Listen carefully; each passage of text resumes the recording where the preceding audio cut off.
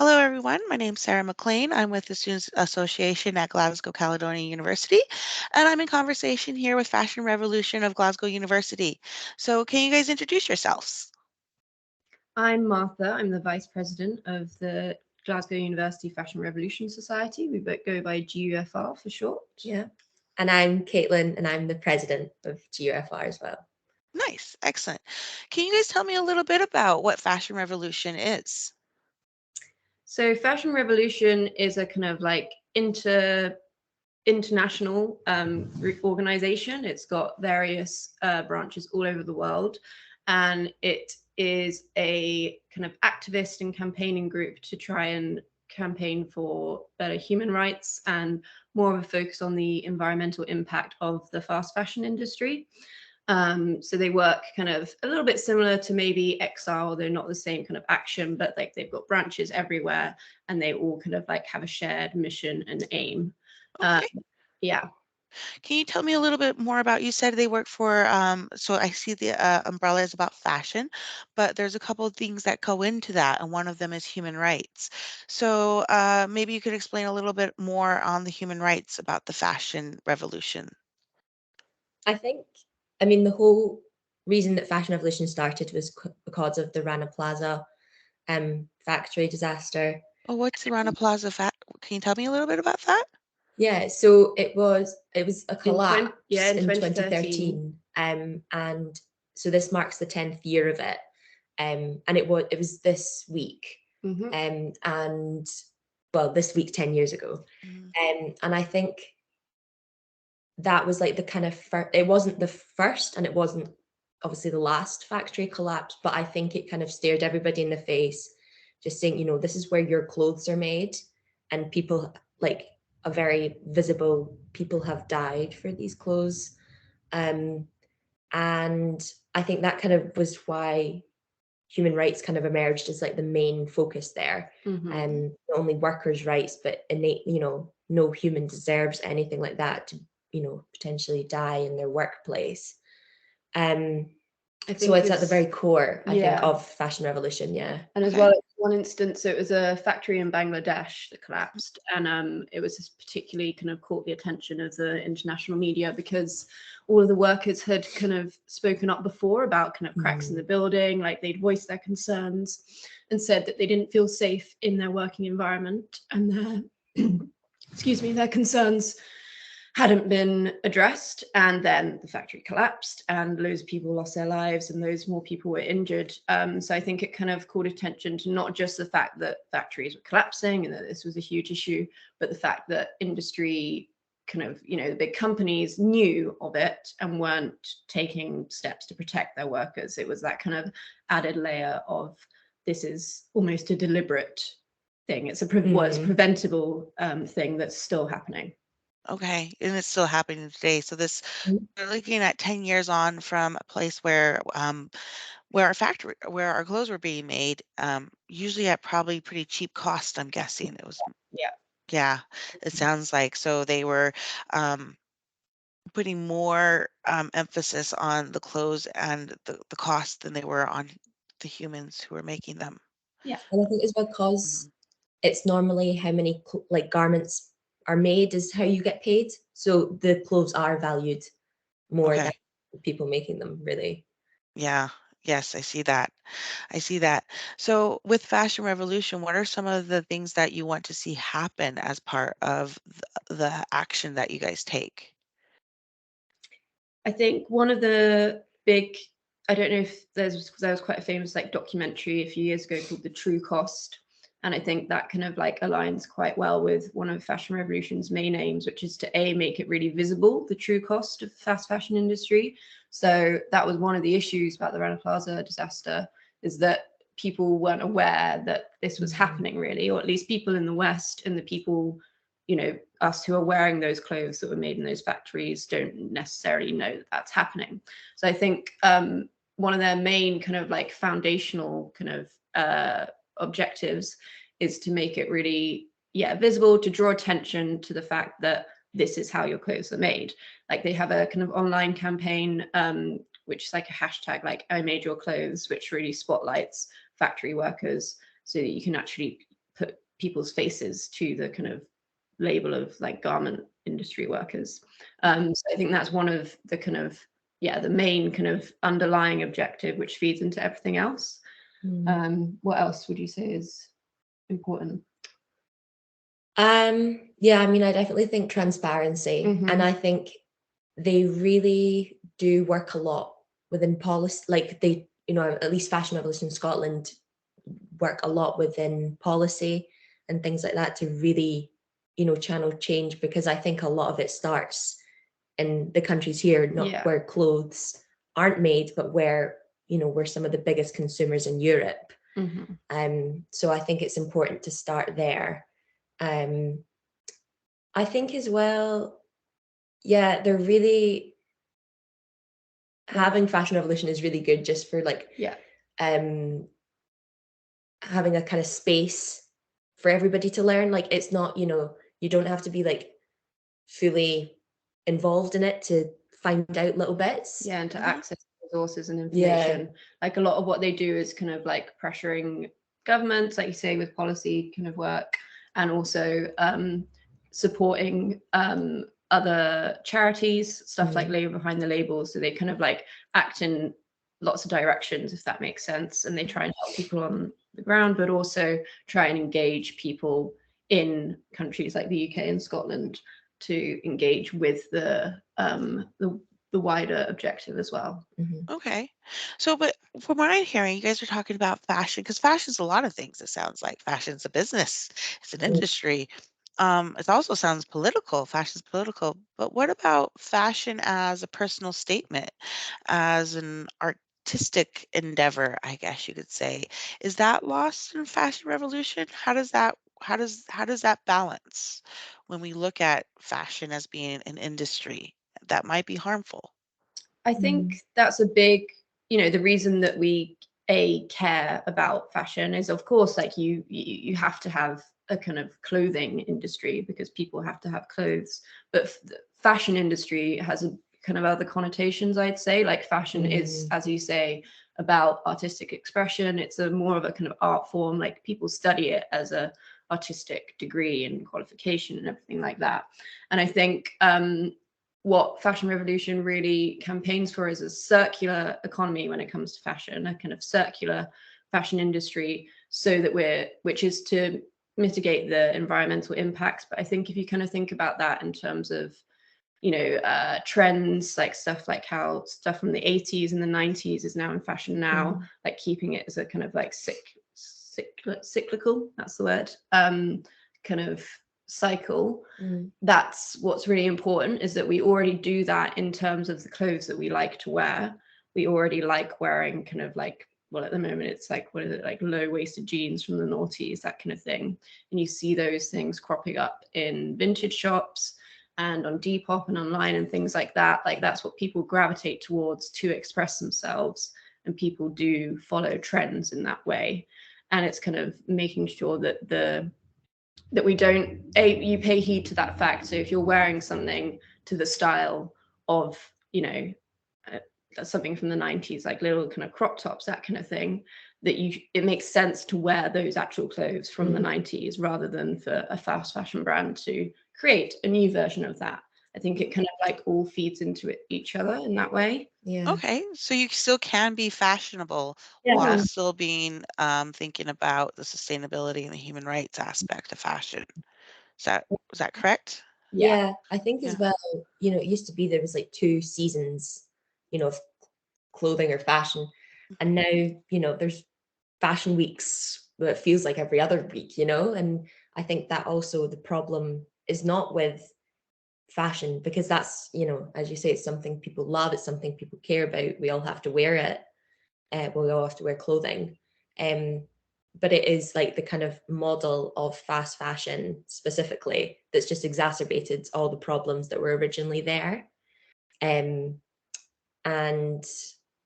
so it's more of a case of the kind of current business model as opposed to like not. And also as well, I think part it's about changing how you approach dressing yourself as well. So if you think about like it's like quite a common thing that people feel like they need to have a new dress for like this event, this event, this event, because they want to feel like they look different at this event, this event, this event. And it makes sense that you want to wear lots of fun clothes, because like, you know, that just makes Feels sense. exciting. Feels and exciting, fun, yeah. new, feels good. But I think fashion revolution is a lot about challenging people to think that you can wear something twice and it still be a good way of expressing yourself, if that makes sense. And still, you can repeat outfits, you can mix and match items of clothing, and you can wear one dress one year that you wear to the same event the next year, and it's still a valid form of kind of art. Like art doesn't have to be new, it can be reinventing, you can like accessorize things differently. It's about kind of like building up your own wardrobe and your own kind of style in a way that is also mindful of kind of anti-consumerism, basically. And it's making me think about, why do I feel good when I put on something new? Yeah. Yeah. It's It's one of those ones, is why don't I feel as just as good as when I know something fits me well, and going, oh, this is a good dress. Why don't I feel like I should wear my good dress to that event? Yeah.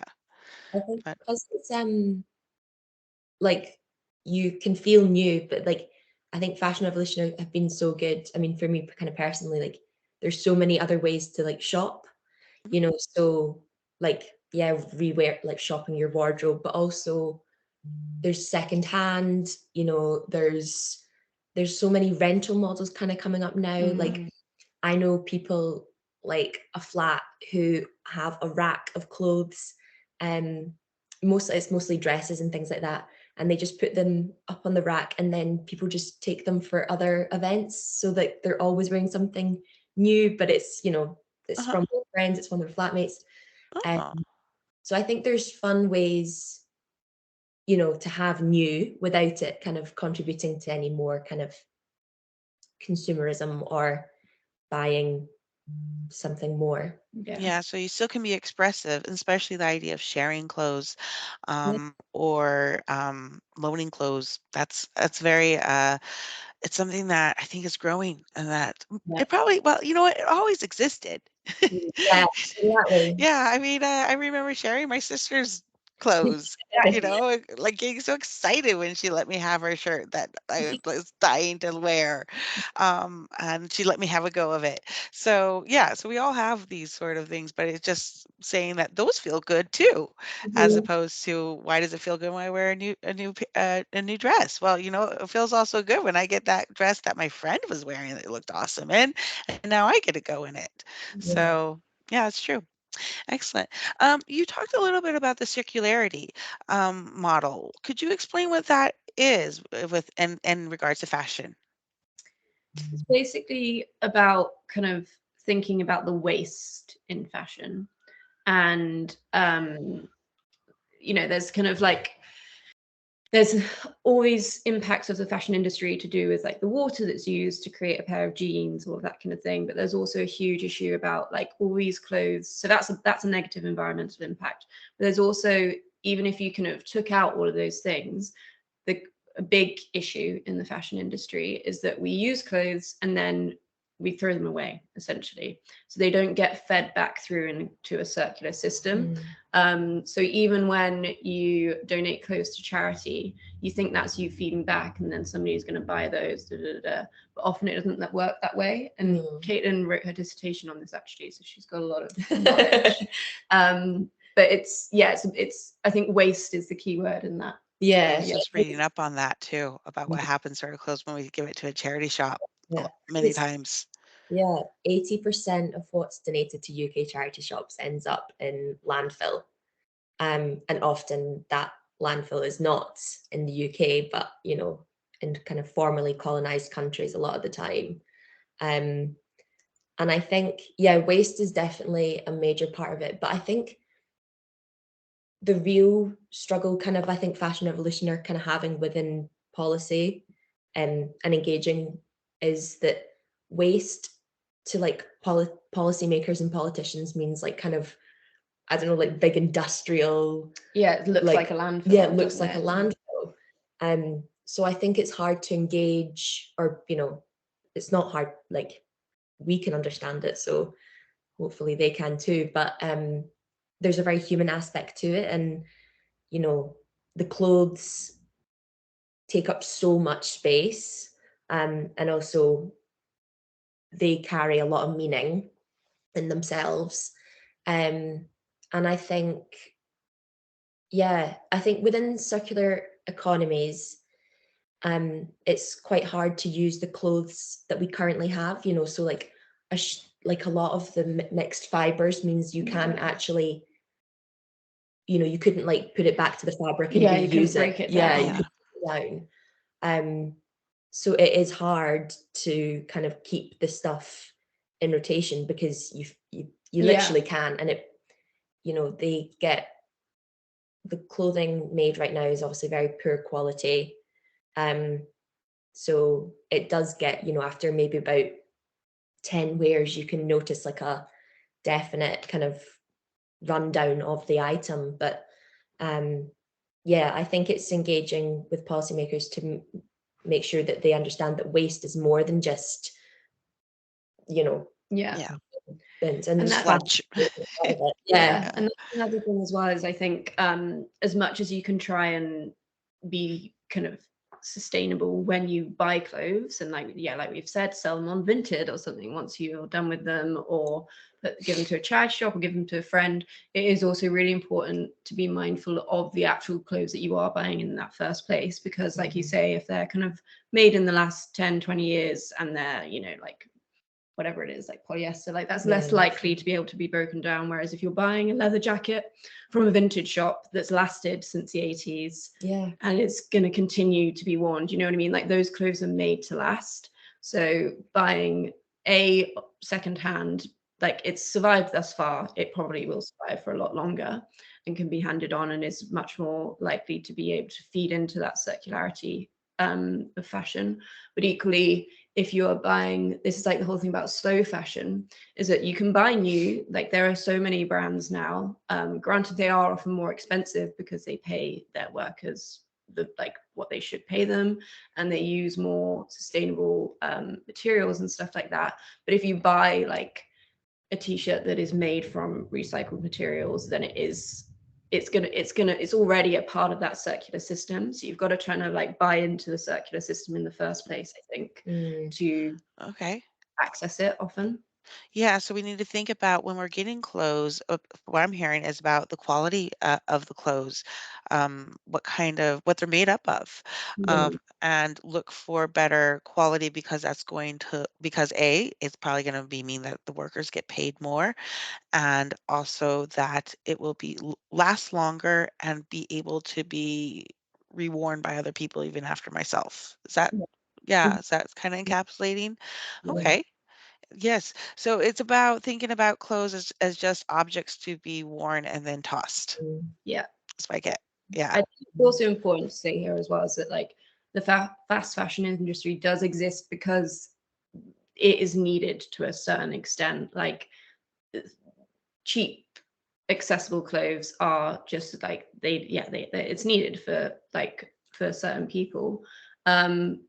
But that's not to say that, like, I think especially in the student population, like we do have the options to buy less. As much as you might think that you need to buy this new thing, like realistically it's unlikely, I think, that like you or I would need to buy that thing from Zara. We don't actually need it. So I think it's about like kind of evaluating your own position in that system, and you're not, like it's likely that as a student you don't have kids, that kind of thing. Like you don't need to buy kind of 5 t-shirts in Primark because you need to put like clothes on your kids. Like that's just not a very realistic situation for definitely our peer group. But you have to recognize that that's not your situation, but it might be somebody else's. So you have a little bit more responsibility to do your part and like not make that choice to buy excessively, if that makes sense. Yes. Yeah, I think for myself, I still do have a fashion habit, and it is hard to break. Um, Fashion habit is not bad. Like we should all yeah. have fashion habits. It's just like how you operate. them. Yeah. Yeah, so what I'm doing to try to untrain myself is I've started with shoes because I had loved my shoes, Mm. and I did a three shoe. Well, I called it. I didn't. I made this up myself. A three shoe challenge where I got rid of all my shoes but three pairs. Mm. And it made me really think about next time when I buy a pair of shoes, what pair of shoes do I really need? And Yeah. I'm because I can only have three at a time. So, Mm. so I had like a pair of my trainers, because I wear trainers almost all the time too. So I just started wearing trainers to work, which is lovely. I could. Uh, so, and then also a good pair of like kind of going out shoes, and then a pair of hiking slash waterproof sort of shoes. And it was hard, but Mm. it did break that cycle for me. But Yeah. unfortunately, I still need to break the cycle with a lot of my other buying habits. Mhm. But yeah, and you start to think about quality when you start to do that. You're like, is this going to last? Yeah, like what Because we do every day, and it's not going to I'm get going to wear this every day. Yeah. Yes, but it's also okay to wear it every day. I can wear my purple trainers with anything, Mhm.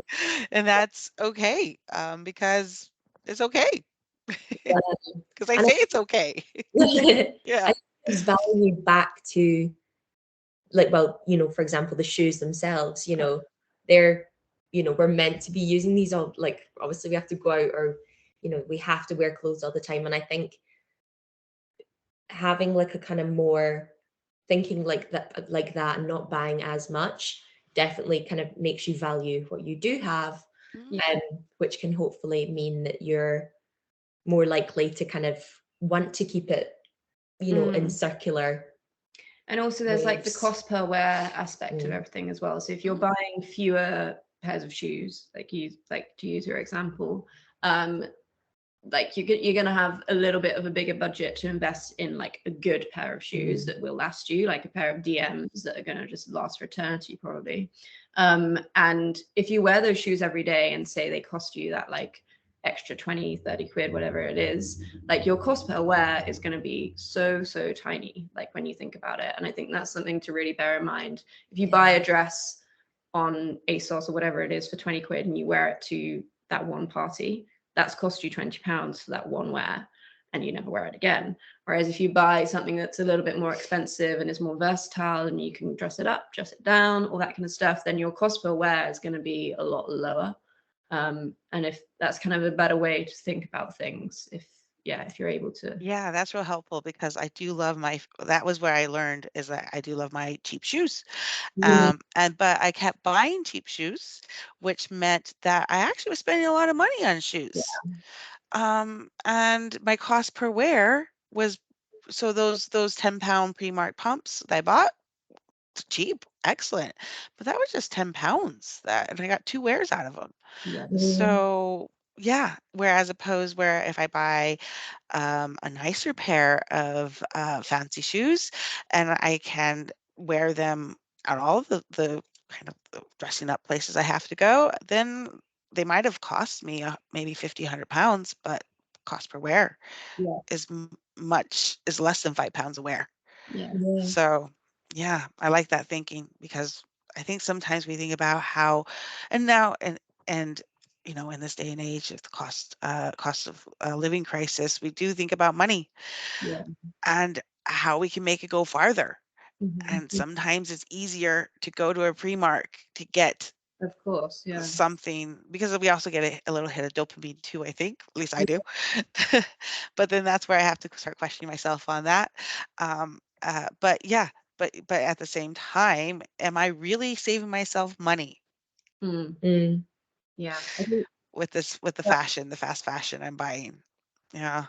yeah, like the circular like industry again, what we were speaking about earlier, um, feeds in well to that. Like we did some swap shops this year where it didn't really cost you any money. If you had clothes to donate, we took them and put them all on rails. Everybody else donated, and you could take kind of.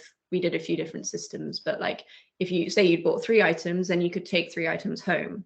So that was actually like a truly circular kind of way of doing it because we are like, if people wanted to donate to a charity, we said that you can do that, or if they wanted to donate some money and then take something like extra to what they donated in the first place in terms of clothes, and that could work. But like, that's another way. There are things like that where if you don't have money to be buying, you know, however, like the expensive pair of shoes or like the expensive dress, you can try and access it in other ways. And actually often that's, yeah, even like truly circular. Yeah. Hopefully. Mm-hmm. A lot of like kind of community, I mean, especially in Glasgow, a lot of, I mean, I'm sure there are other cities as well, but like I know Glasgow, like community kind of projects that do a lot of mending and things. And so there's like visible mending, which is like, you know, like my white pair of dungarees, but if I was to put like, I had a hole in it and I was to put like a big denim patch in, you know, that's more visible. But they also do, so it kind of tailors to what people like. So you can then, or there's companies or organizations that will do less, I don't, just mending, invisible, yeah. That's, you know, they try and restore it to the original, and like a lot of the time it's like you Okay. do it yourself, or they Or help they you help do it. you learn Yeah. the skills so that you can do it yourself. Yeah. Yeah. Yes, learning the skill set to do that would be interesting. It's something that I think sometimes I don't have that skill set. And I always get jealous of people who have the skill set to mend beautifully. So it's something that I know it's on my wish list of things that I want to do in the next year or two is learn to mend better. So I can get more use out of the stuff I really like because Yeah. I like it, because I don't want to give it away. I like it. So, but yeah, okay. Can we talk a little bit about how you guys started the Glasgow University Fashion Revolution? hmm Yeah. So it was the one that we have now. It started at Glasgow Uni in 2019, by a former president. So it's been running since then. But I think it had been It had formerly been in a society, and then I think it kind of like faded away a little bit. Yeah. So she re-established it, and I think got in contact with Fashion Revolution Scotland and said, I'm interested in your organization and I want to kind of do something similar for the student body at Glasgow University. So I think they just gave her like some more information about Fashion Revolution generally. And then I think she pretty much started it with her friends. Yeah. Yeah. So it was her and her friends that started the society. They made a Instagram and Facebook for it, like that kind of thing, and kind of affiliated it with the SRC at Glasgow University, which is like the Student Representative Council, so that you could be at the Freshers' Fair. And then she like ran events throughout that year. I remember she did like a club night fundraiser. I think she did a swap shop as well, like Indeed, was it? Yeah. And that was in our first year of university. So like we remember this society existing and going to these events. And then obviously COVID happened, which was a little bit of a setback. But during COVID, we did kind of like online speaking events and stuff like that, and like a raffle to raise money online. And then we joined as vice president and president this year, but previously we're in the committee as well. Yeah. So the previous president, Lauren, kind of started it with her friends, and then she's obviously not in it anymore because she's graduated, and it's kind of like persisted. Yeah. Which is really nice, actually. Nice. Excellent. So if anybody else is looking to set up a club, for example, at GCU or something like that, from what I'm hearing, there is people that you can reach out to. The Scotland coordinator at Fashion Revolution. I'm sure you guys yourselves could help give inspiration and advice to other students who are looking to do this. It doesn't just have to be at GCU either. If other people are watching us, if you are at a school, you can contact them too. I think they're probably really keen to get like schools involved with stuff as well, and just it's very, you don't need any kind of like funding or anything to set it up. It's because it's basically you just trying to get people to know about Fashion Revolution. That's essentially what this is. And over the years, I think from being a little bit more established now, we now can do events and stuff, but we've also really benefited from being able to collaborate with other societies at Glasgow University that have like-minded kind of objectives, and I'm sure those things will exist at Cali and Strath as well, so you can kind of like give each other a bit of a leg up in that way. Excellent. Yeah. Excellent. Well, it's been really great talking to you guys. So, again, thank you everyone for joining us. We are talking about fashion revolution and about the human rights, the environmental sustainability, the artistic endeavors of fashion, and also how they can set up their own group. So, I'd like to thank you, Martha and Caitlin, and we'll talk to you later. Thank you. Thank you. All right. Bye. Bye.